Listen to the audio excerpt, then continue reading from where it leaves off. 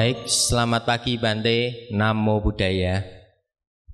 Bante, pada pagi hari ini kita ingin membahas tentang Kalama Sutta, Bante. Mohon Bante bisa menguraikan tentang Kalama Sutta sedikit sebelum nanti peserta yang hadir di sini ingin tanya jawab ini Bante. Ya, silakan Bante. Untuk tiratana Namo tassa bhagavato arahato sama sambuddhassa. Namo tassa bhagavato arahato sama sambuddhassa. Namo tassa bhagavato arahato sama sambuddhassa. Ya, Bapak Ibu, saudara-saudari, selamat pagi, Namo Buddhaya. Ya, mungkin telah lama kita tidak berjumpa. Ya, semoga Anda belum melupakan saya. Ya, karena ya Bapak Ibu, saudara-saudari, ya pada pagi ini ya seperti yang sudah tadi dikatakan, kita bersama-sama ya akan membahas satu sutta yang cukup terkenal, yang cukup sering menjadi topik pembicaraan, yaitu Kalama Sutta. Ya, silakan duduk dengan santai ya, dengan rileks ya, tapi jangan terlalu lemas. Ya, nanti ngantuk. Ya, jadi siapkan diri Anda ya, tidak akan lama. Ya, mungkin setengah jam atau sampai 45 menit. Ya, kalau lebih dari situ ya nanti kita semua kesemutan. Ya, jadi Bapak Ibu saudara-saudari, ya mengapa saya memilih ya sutta yaitu Kalama Sutta? Ya karena kita ya pada masa ini agama Buddha yang menghadapi suatu krisis yang kurang lebih sama ya seperti yang ada dalam Kalama Sutta. Ya, tidak dapat dipungkiri ya karena agama Buddha ini sangat fleksibel. Kita sebagai agama Buddha ini sangat fleksibel. Ya, mengapa saya katakan sangat fleksibel? Ya, kita tidak melarang munculnya sekte-sekte yang baru. Ya, kita tidak istilahnya menolak munculnya sekte-sekte yang baru. Ya, kita kalau bisa dikatakan dalam bahasa masyarakat ya cincailah. Ya, apabila ada mau yang keluar asalkan ajarannya benar ya silakan untuk muncul keluar atau maju ke depan. Nah, karena sifat yang seperti itu yang tidak dapat kita hindari, ya maka muncullah sekte-sekte yang baru. Ya, ini sudah terjadi ya sejak konsili kelima yang terjadi di India. Ya, jadi hal tersebut ya tidak bisa dihindari. Oleh karena itu masa kita pada masa ini ya era agama Buddha pada masa ini ya disebut sebagai era pasca sektarian. Ya, apabila zaman Sang Buddha dulu yaitu disebut sebagai era prasektarian, yaitu masih belum munculnya era-era yang atau sekte-sekte yang baru. Jadi kasus kita atau masalah kita atau problem kita pada masa ini ya sama seperti problem yang pernah dialami ya zaman Sang Buddha dulu. Ya, mengingat pada masa Sang Buddha ada 62 pandangan yang berbeda dan ada 6 pandangan besar yang berbeda dan ada 2 tradisi besar yang sangat berbeda yang menjadi latar belakang munculnya ya agama Buddha ya di India dulu. Ya, kita balik kepada India pada masa Jambudvipa. Ya, seperti yang kita ketahui, zaman dulu pada masa Sang Buddha ya itu adalah masa 2 tradisi yang sangat besar, yang sangat berbeda yang menjadi latar belakang munculnya agama Buddha. Yaitu eternalisme dan nihilisme. Yang satu menganut di mana bahwa manusia memiliki yang disebut sebagai dalam bahasa Indonesia adalah jiwa ya, atau roh, yang dimana roh itu kekal, jasmani ini tidak kekal. Ini adalah eternalisme. Nah, kemudian nihilisme, yaitu dimana mereka menganut bahwa tidak ada yang kekal. Ya, manusia hidup hanya satu kali. Ya, ini adalah nihilisme. Ya, jadi dulu ada dua tradisi besar ya pada masa zaman-zamannya Sang Buddha yang hingga sekarang yang masih bertahan. Ya, apabila Anda pernah melihatnya hal-hal seputar India, ya Anda akan menemukan dua tradisi besar itu masih bertahan ya sampai sekarang. Ya, tradisi eternalis yang masih dianut ya dalam Hindu ya, atau Hinduisme atau dalam agama Weda, yang mereka masih menganut yang disebut sebagai eternalis. Ya, apabila nihilis, ya ini sudah sangat jarang. Ya, sudah sangat sedikit yang bahkan muncul. Ya, tidak banyak lagi. Jadi dua hal tersebut atau dua tradisi besar tersebut ya kemudian mengondisikan agama Buddha untuk muncul ya dengan dipelopori oleh Sang Buddha. Jadi Bapak Ibu saudara-saudari ya, pada masa Sang Buddha ada sebuah negeri yang kecil, negeri yang tidak kecil ya, negeri yang cukup besar, yaitu Kosala. Ya, Kosala ada suatu negeri ya di mana Kosala ini sangat besar, yang pada nantinya Kosala inilah yang akan menghancurkan ya negeri dari Pangeran Siddhartha.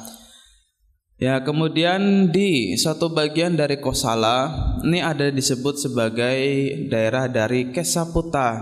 Ya, Kesaputa ini adalah nama dari suku. Ya, kalau kita mungkin ada Jawa, Dayak dan lain sebagainya, yang mereka disebut sebagai Kesaputa atau lebih kita kenal sebagai suku Kalama. Ya, orang-orang dari suku Kalama. Ya, suku Kalama ini mengalami masalah yang sama dengan kita pada masa ini. Ya, mereka dikunjungi oleh banyak sekali ya guru-guru dengan memiliki pandangan yang berbeda-beda. Ya, guru-guru agama atau guru-guru spiritual yang berbeda-beda. Ya, jadi masing-masing dari guru-guru tersebut, masing-masing dari mereka yang mengajarkan sebuah ajaran atau sebuah doktrin. Ya, jadi masing-masing dari para guru tersebut datang kemudian mengajarkan ajaran mereka, mengajarkan pandangan mereka. Ya, kemudian tidak hanya itu, ya mereka juga memberikan komentar pada ajaran atau pandangan yang lainnya, dan kebanyakan mereka menjatuhkan ajaran atau pandangan yang lainnya. Yang mereka menjatuhkan sekte-sekte yang lainnya dan mengangkat ajarannya sendiri. Ya, jadi contohnya misalnya ya saya datang ya kemudian mengajarkan suatu ajaran A. Ya, kemudian saya akan mengatakan ajaran A adalah yang paling benar. Ya, B, C, D, E, F sampai Z itu semua salah. Ya, jadi ini yang dialami oleh suku Kalama. Mereka dikunjungi oleh banyak guru. Ya, mereka dikunjungi oleh banyak sekte. Ya, sama seperti kondisi kita. Ya, kondisi kita pada saat ini juga sama. Agama Buddha memiliki banyak sekali sekte. Ya, dalam Theravada mungkin Anda tidak melihat ya sekte-sekte yang lainnya. Ya, memang karena Theravada tidak memiliki sekte. Ya, tetapi kita memiliki yang disebut sebagai metode pengajaran atau juga pendapat atau opini-opini yang berbeda. Ya, kata-kata yang berbeda, komentar-komentar yang berbeda.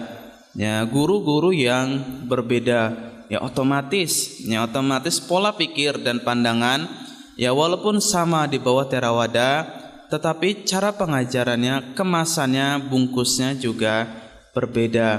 Dan bahkan ya tidak bisa dipungkiri bahwa kadang juga ada yang tidak sama ya walaupun sama-sama bernaung di bawah Theravada.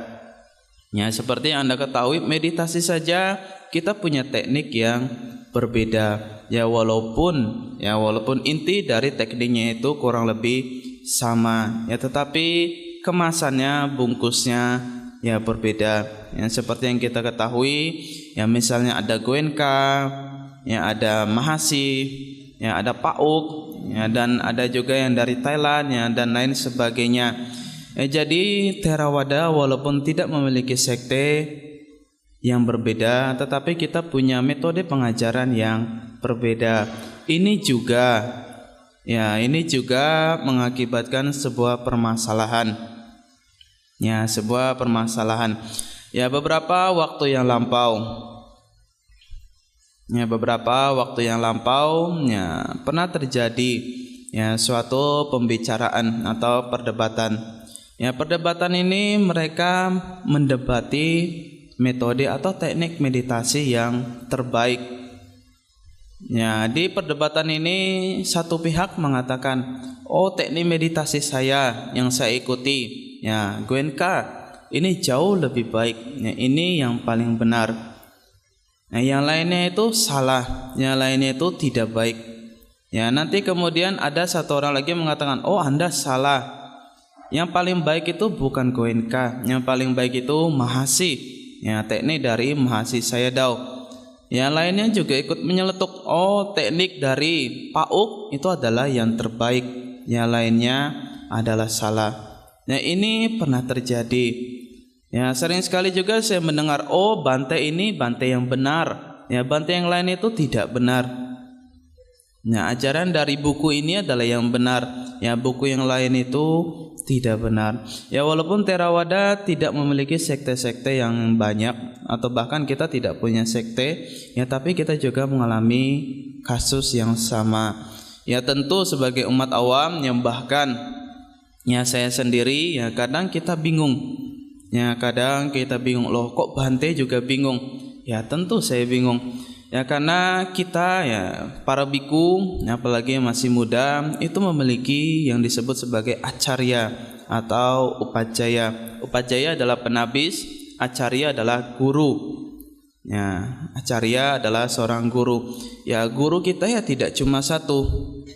Apabila seperti sekarang saya tinggal di Balikpapan, acarya saya adalah biku yang ada di Balikpapan, yang lebih senior dari saya. Apabila saya tinggal di Mendut, acarya saya adalah biku yang tinggal di Mendut. Apabila saya tinggal di sini di Tanah Putih, acarya saya adalah biku yang tinggal di Tanah Putih. Walaupun namanya sama, tetapi cara pengajarannya berbeda, pola pikirnya juga berbeda. Jadi kita semua yang mengalami krisis yang sama, yang mengondisikan atau mengakibatkan suatu kebingungan. Hingga suatu masa pada suku Kalama tersebut Sang Buddha datang berkunjung. Sebetulnya bukan berkunjung, tetapi datang melintasi daerah tersebut dan memutuskan untuk tinggal sejenak pada daerah suku Kalama tersebut. Kemudian suku Kalama tidak menyia-nyiakan kesempatan. Suku Kalama bertanya pada masalah guru-guru tersebut. Mengapa mereka bertanya pada Sang Buddha tetapi tidak bertanya pada guru-guru yang lain? Karena Sang Buddha berbeda dengan guru-guru yang datang pada masa itu. Apabila guru-guru yang datang dan mengajarkan ajarannya berbeda dengan Sang Buddha. Sang Buddha tidak datang dan mengajarkan ajarannya, hanya melintasi. Jadi tidak mengajarkan apapun sebelum ditanya. Kemudian suku Kalama mendapati hal ini, maka berkunjung dan bertanya pada Sang Buddha. Dan kemudian menyampaikan masalah yang mereka hadapi. Sang Buddha kemudian memberikan sebuah nasihat.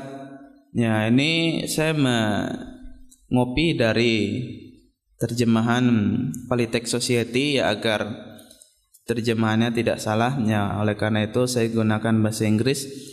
Yang artinya kurang lebih jangan menerima apa yang kita dengar hanya berdasarkan laporan. By report, hanya berdasarkan laporan. Tidak menerima hanya berdasarkan tradisi. Tidak menerima hanya karena itu adalah suatu pernyataan atau ditemukan dari dalam buku-buku. Tidak juga menerima hanya karena sekedar percaya. Atau tidak hanya menerima karena itu adalah kata-kata dari seorang guru. Ya, kemudian di tengahnya jadilah ya lampu atau pelita untuk dirimu sendiri. Yang mereka ya sekarang atau di saat saya nanti ya maksudnya Sang Buddha Nibbana nanti bergantung pada dirinya sendiri. Ya, maka dia akan mencapai tempat yang paling tinggi. Ya, ini adalah kurang lebih terjemahan. Ya, apabila Anda bisa menerjemahkan lebih baik, yaitu jauh lebih bagus lagi. Jadi ini adalah nasihat Sang Buddha. Ya, sebetulnya nasihatnya cukup panjang. Ya, tapi ini adalah bagian yang paling penting. Ya, ini adalah nasihat Sang Buddha ya kepada suku Kalama. Ya, pada nasihat ini ya Sang Buddha mengatakan bahwa jangan percaya atau jangan menerima ya suatu informasi atau suatu ajaran atau suatu pandangan ya hanya karena laporan. Ya, tidak juga menerima hanya karena tradisi atau pernyataan tersebut ada di buku-buku atau hanya karena kita percaya ya hanya sekedar percaya atau juga karena ada seorang guru yang mengatakan hal tersebut. Jadi yang dimaksud di sini ya kadang umat Buddha salah berasumsi. Ya, salah berasumsi. Ya, karena pernyataan ini ya kemudian ya umat Buddha memiliki suatu pandangan bahwa jangan mempercayai apapun. Ini kurang benar. Yang dimaksud Sang Buddha bukanlah jangan mempercayai apapun atau siapapun. Kita boleh mempercayai suatu informasi. Hanya saja yang dimaksud dengan Sang Buddha adalah tidak menerima begitu saja.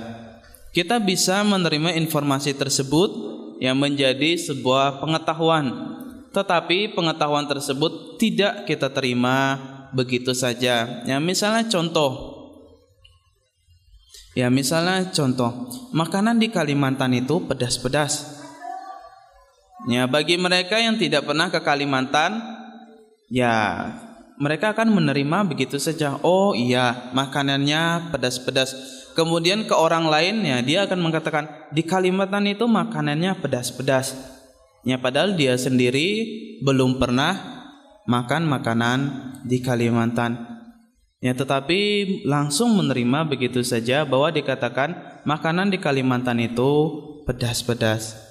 Yang dimaksud Sang Buddha itu bukannya kita langsung menerima atau bahkan tidak percaya sama sekali. Yang dimaksud adalah berita tersebut atau informasi tersebut yang harus kita analisa terlebih dahulu. Ya, ini adalah kesalahpahaman yang sering kita miliki. Ya, jangan mempercayai orang lain. Ya, do not believe anyone else. Maksudnya jangan sama sekali tidak mempercayai orang lain. Ini akan berdampak negatif, yaitu menutup diri terhadap orang lain. Ya, jadi bukannya maksud adalah kita sama sekali tidak menerima atau tidak mempercayai orang lain, ya, tetapi semua informasi, ya, semua ajaran, semua hal-hal yang kita terima itu tidak begitu saja kita makan mentah-mentah. Ya, makanan yang Anda terima itu tidak harus dimakan mentah-mentah. Anda perlu memasak bahan-bahan mentah itu terlebih dahulu. Ya, ibu-ibu ya kalau mau menyiapkan makanan ya pasti makanannya dianalisa terlebih dahulu. Ya, saya mau bikin soto, apa saja yang diperlukan? Ya, pasti dipikirkan terlebih dahulu. Ya, bumbu-bumbunya semua dipikirkan terlebih dahulu. Ya, baru kemudian disimpulkan. Ya, baru makanan tersebut bisa diolah. Ya, sama seperti informasi atau ajaran atau media yang kita terima itu jangan dimakan mentah-mentah, jangan diterima begitu saja. Anda harus menggunakan kebijaksanaan, gunakan pemikiran kita, gunakan logika yang kita miliki.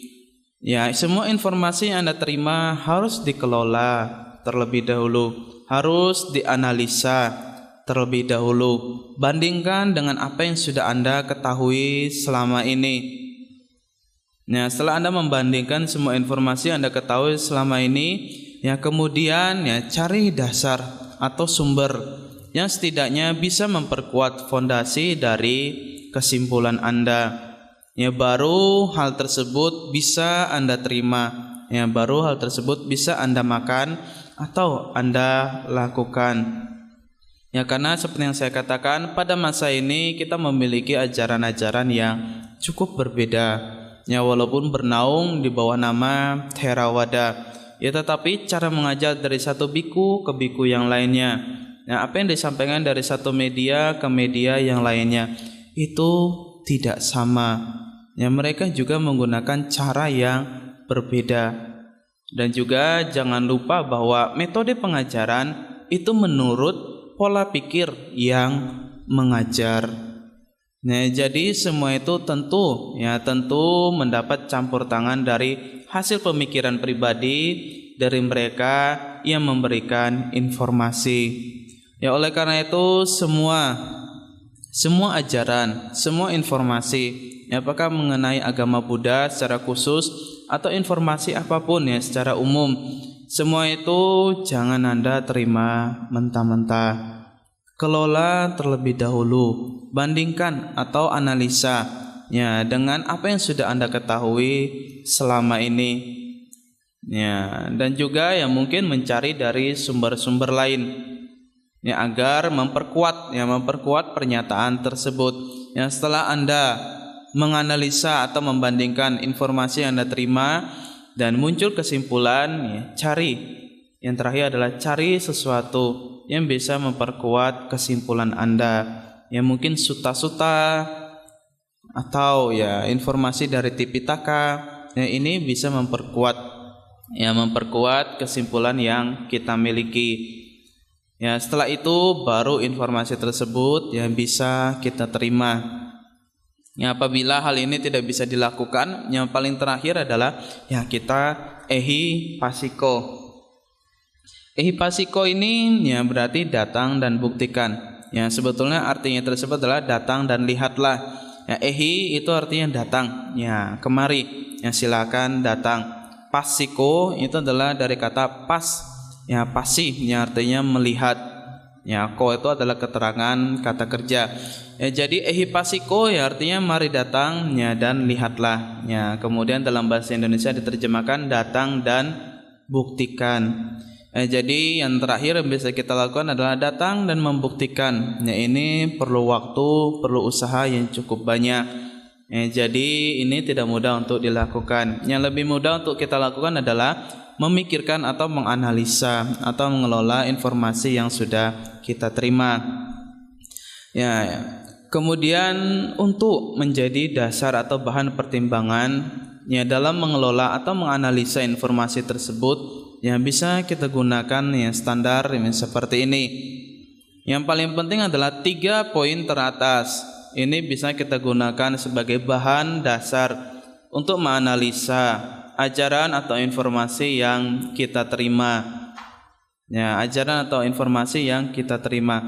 Ya, apakah ada loba, keserakahan atau dosa, kebencian ya atau moha, yang ketidaktahuan dalam informasi yang Anda terima. Ya, apakah suatu ajaran yang Anda terima itu menyuruh Anda atau menyarankan Anda atau mengarahkan Anda pada 3 hal tersebut ya atau tidak. Ya, apabila ternyata ajaran atau pandangan tersebut menjerumuskan Anda atau mengarahkan Anda ya pada 3 hal tersebut, ya maka 3 hal tersebut tidak dapat ya kita terima begitu saja. Ya, dapat kita menjadikan sekedar pengetahuan, ya hanya sekedar pengetahuan, ya tetapi bukan untuk dilaksanakan. Ya, hanya sekedar pengetahuan itu sebetulnya cukup bermanfaat. Ya, bukan berarti suatu hal yang jelek itu tidak bermanfaat bagi Anda. Oh, jangan salah.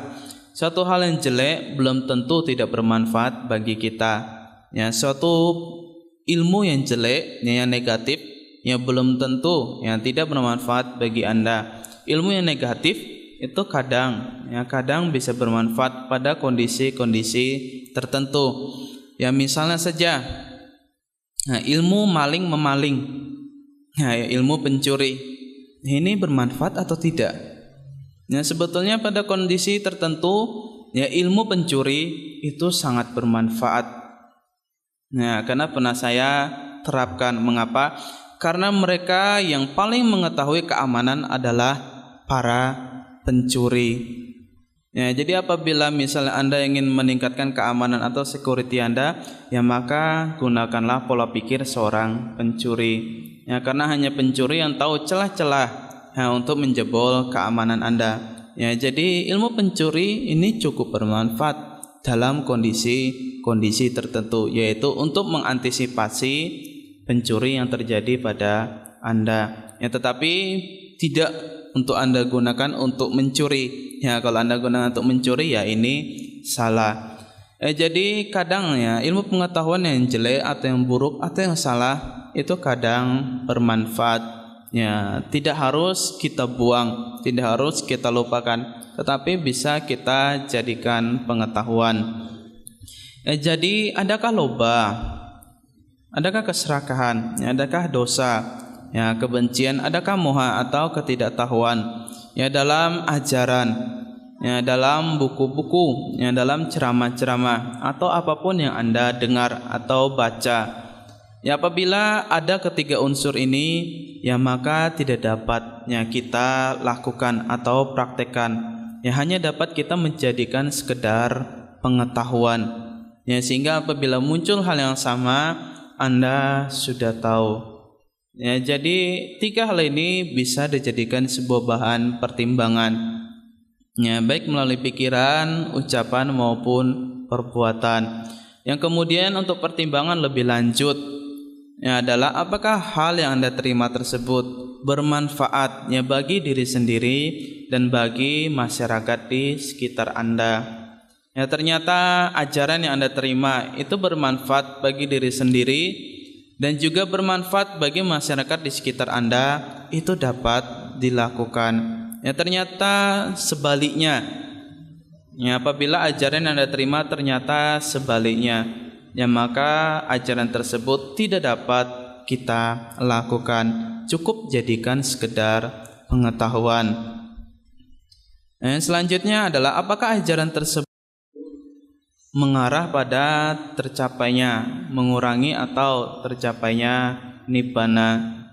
Ya, apakah ajaran yang Anda terima ini mengarah pada berkurangnya penderitaan atau bertambahnya penderitaan? Ya, apabila ternyata ajaran yang Anda terima mengarah pada berkurangnya penderitaan, yang dimaksud penderitaan ini adalah penderitaan ya secara batin atau spiritual, ya bukan penderitaan ya secara fisik. Ya, penderitaan secara fisik juga harus kita hindari. Ya, tetapi jangan sampai Bante bilang apabila sesuatu yang mendatangkan penderitaan jangan dilakukan. Ya, saya enggak meditasi. Ya, karena meditasi itu bisa mendatangkan penderitaan, yaitu kesemutan. Ya, maka Anda tidak meditasi. Ya, ini kurang tepat, ini kurang benar. Yang dimaksud dengan mendatangkan penderitaan ya apakah menimbulkan penyesalan? Ya, apakah akan mendatangkan ya loba dosa moha ya pada diri Anda? Ya, ini disebut sebagai penderitaan. Ya, jadi apakah informasi tersebut mengarah pada berkurangnya penderitaan atau malah bertambahnya penderitaan? Apabila ternyata mengarah pada berkurangnya penderitaan, itu bisa Anda terima. Apabila ternyata sebaliknya menambah penderitaan Anda, ya ini bisa Anda jadikan sekedar pengetahuan. Ya, dan yang terakhir, ya apakah ya informasi yang Anda terima ya akan menghasilkan ya 4 hal, yaitu kehidupan yang bahagia setelahnya, atau membuat Anda terbebas dari rasa benci atau rasa bersalah, atau membuat Anda melakukan sesuatu yang salah atau tidak benar, atau bahkan ya bisa membuat Anda menjadi negatif. Jadi apabila ternyata hasil dari ajaran tersebut mengarah pada sesuatu yang negatif ya secara kesimpulan, ya maka ajaran tersebut tidak dapat Anda lakukan, ya, tetapi dapat dijadikan sebuah pengetahuan. Jadi Bapak Ibu saudara-saudari, ini adalah dasar pertimbangan yang mungkin awalnya tidak mudah dilakukan, karena Anda perlu waktu yang cukup lama untuk menganalisa informasi-informasi yang Anda terima. Ya, karena proses menganalisa setiap orang itu berbeda. Ada yang bisa menganalisa dengan cepat, ya, yang disebut sebagai manda puggala. Manda itu artinya cerdas. Ada juga yang tidak bisa menganalisa secara cepat, yang disebut sebagai amanda puggala. A itu tidak, manda itu cerdas, ya, jadi kurang cerdas. Ada juga yang biasa-biasa. Ya, jadi tergantung dari setiap orang. Ya, ada yang bisa menganalisa dengan cepat, ada yang tidak bisa menganalisa yang dengan cepat. Ya, ada yang butuh bantuan, ada yang hanya berdasarkan sedikit informasi dapat menyimpulkan, ya, definisi dari suatu ajaran. Ya, bergantung pada individu-individu tertentu. Tetapi kesimpulannya bahwa dasar-dasar pertimbangan ini bisa Anda gunakan. Gunakan untuk menganalisa, ya, ajaran yang Anda terima, informasi yang Anda terima. Ya, analisa menggunakan dasar-dasar pertimbangan ini. Ya, sekali lagi, adakah dosa? Ya, adakah loba? Adakah moha? Apabila Anda diajarkan untuk menambah salah satu atau ketiga dari hal tersebut, loba, dosa, dan moha, ya, keserakahan, kebencian, dan ketidaktahuan, maka ajaran tersebut, ya, tidak layak untuk diikuti, tidak pantas untuk diikuti, tetapi bisa dijadikan sebagai pengetahuan.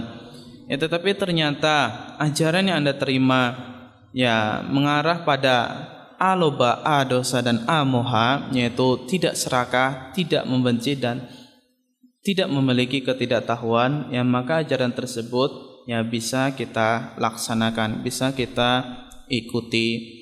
Jadi Bapak Ibu saudara-saudari, hal-hal tersebut bisa menjadi bahan dasar-dasar pertimbangan, ya, untuk menimbang sesuatu atau menganalisa ajaran yang Anda dapatkan, ya, atau informasi-informasi yang Anda peroleh, ya, baik dari masa ini atau bahkan di masa yang akan datang.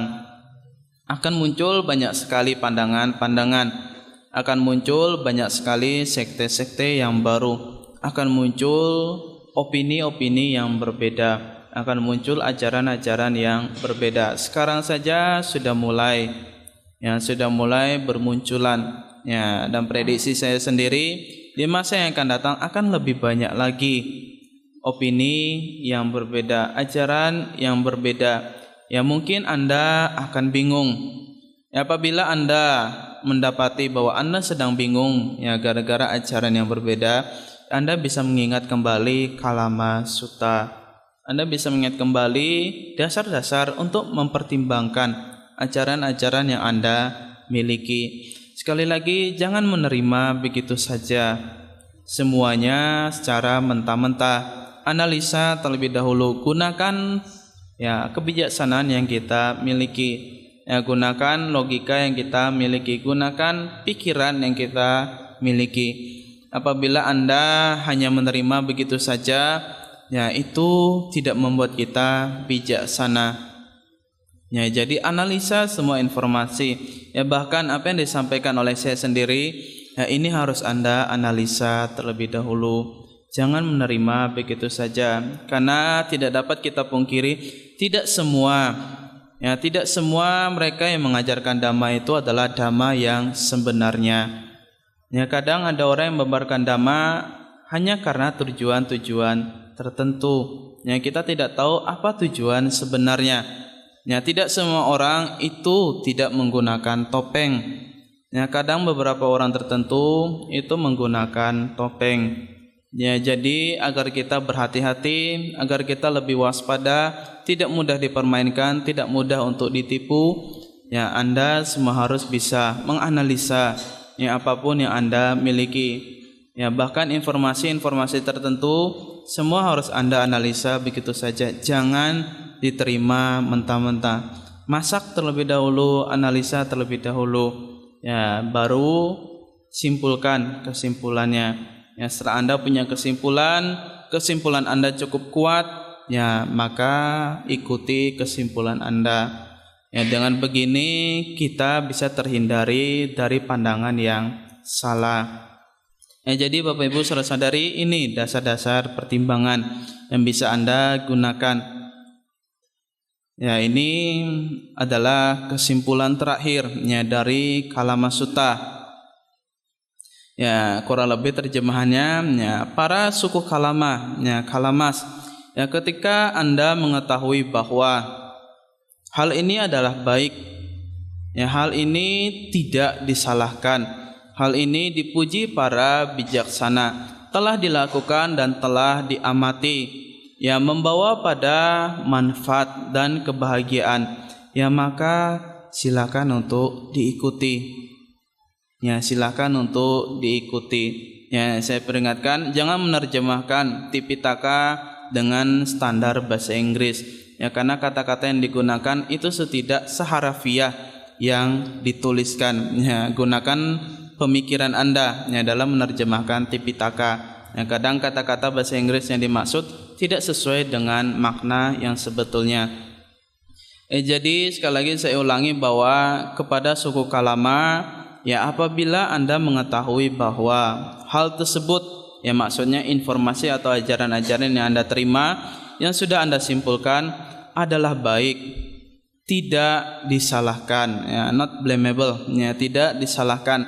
Ya hal tersebut dipuji oleh para bijaksana, praised by the wise, ya dipuji oleh para bijaksana, telah dilakukan dan telah diamati, undertaken and observed, ya telah dilakukan dan telah diamati. Ya hal tersebut membawa pada manfaat, benefit dan happiness, ya kebahagiaan. Kebahagiaan di sini bukan kebahagiaan pribadi, yang dimaksud adalah terbebasnya kita dari loba, dosa dan moha. Ya membawa pada manfaat dan kebahagiaan, ya maka silakan untuk dilakukan atau diikuti. Enter and abide, ya maksudnya itu silakan untuk dilaksanakan. Ya ini adalah ya nasihat terakhir ya dari Sang Buddha kepada suku Kalama. Jadi ya Sang Buddha mengatakan bahwa apabila kesimpulan dari informasi, ya kesimpulan dari ajaran yang sudah Anda analisa tersebut sudah Anda masak, itu Anda simpulkan bahwa hal tersebut adalah baik, menurut Anda hal tersebut ya tidak disalahkan, ya tidak membawa efek yang negatif, ya tidak dicela, bahkan ya dipuji oleh para bijaksana, ya dan juga membawa manfaat dan kebahagiaan, ya maka hal tersebut dapat kita lakukan. Apabila sebaliknya, ya silakan untuk cukup dijadikan sebagai pengetahuan. Jadi apabila ada kasus serupa yang muncul, Anda sudah tahu terlebih dahulu. Jadi Bapak Ibu saudara-saudari, ini adalah kupasan ringkas, ya kupasan ringkas mengenai Kalama Sutta. Ya Anda dapat menentukan ya apa yang dapat Anda terima dan apa yang tidak dapat Anda terima. Karena pada dasarnya agama Buddha tidak pernah memaksakan umatnya ya untuk mengikuti secara buta. Ya justru Sang Buddha sendiri mengatakan untuk kita ya silakan untuk dipikirkan, silakan untuk memilih. Ya jangan hanya sekedar ikut-ikut, jangan hanya karena sekedar gengsi. Ya silakan dipikirkan terlebih dahulu. Ya sampai di sini ya kupasan mengenai Kalama Sutta. Ya waktunya walaupun berlebih, ya terima kasih. Ya Namo Buddhaya. Ya, demikian tadi ringkasan Kalama Sutta oleh Bante Nandawiru. Sekarang saatnya yang kita tunggu, yaitu Bapak Ibu untuk bertanya. Bante tadi dalam Kalama Sutta disampaikan, hendaknya tidak percaya begitu saja dengan yang tertulis dalam literatur buku, ya Bante. Ya. Pertanyaannya gini Bante, jika demikian, bagaimana dan apa alasannya Bante kita mempercayai Kalama Sutta yang pada dasarnya itu juga merupakan literatur dari buku Bante? Ya, terima kasih Bante. Ya, tadi sudah saya katakan bahwa apa yang disampaikan termasuk apa yang saya sendiri sampaikan. Ini berarti termasuk bahwa pada Kalama Sutta tersebut, ya bahkan Kalama Sutta tersebut ya harus Anda analisa. Jadi kita sendiri juga harus menganalisa ya kalama sutta seperti bahasa Inggris. Ya, bahkan rumus tersebut harus kita periksa apakah rumus tersebut betul atau tidak. Ya, jadi kalama sutta tersebut pun ya harus kita ya periksa. Ya, mungkin dari referensi tertentu ya kita bisa memeriksa ya kurang lebih ya seperti contoh paling mendasar terjemahannya dan lain sebagainya. Jadi bahkan kalama sutta tersebut ya dasar-dasar pertimbangan yang tadi dimaksud juga harus kita analisa terlebih dahulu. Dasar ini bisa digunakan untuk menjadi model penguji atau tidak. Apabila ternyata bisa dijadikan model penguji, ya bisa kita gunakan untuk dasar pertimbangan. Ya, apabila kalama sutta ini lulus dari analisa kita, ya maka bisa kita gunakan untuk menganalisa. Pada dasarnya bahan menganalisa kita adalah kebijaksanaan kita sendiri. Ya, benar atau tidak, baik atau tidak, ya bergantung pada kebijaksanaan individu itu pribadi. Jadi bahkan kalama sutta tersebut ya harus kita analisa terlebih dahulu. Ya, karena saya tadi mengatakan semua sumber informasi harus kita analisa terlebih dahulu. Bukan berarti kita menjadi pesimis. Tidak, hanya saja kita harus menjadi lebih logis, ya lebih logik. Ya, maksud saya adalah lebih tidak hanya menerima begitu saja, tapi semua harus dianalisa terlebih dahulu sehingga tidak memunculkan ya hal yang negatif. Ya, walaupun muncul, hal tersebut dapat kita minimalisir, ya tidak sebanyak yang sebelumnya. Ya, seperti itu. Ya, terima kasih Bante. Silakan Bapak Ibu. Ya, nama budaya. Nama saya Effendi.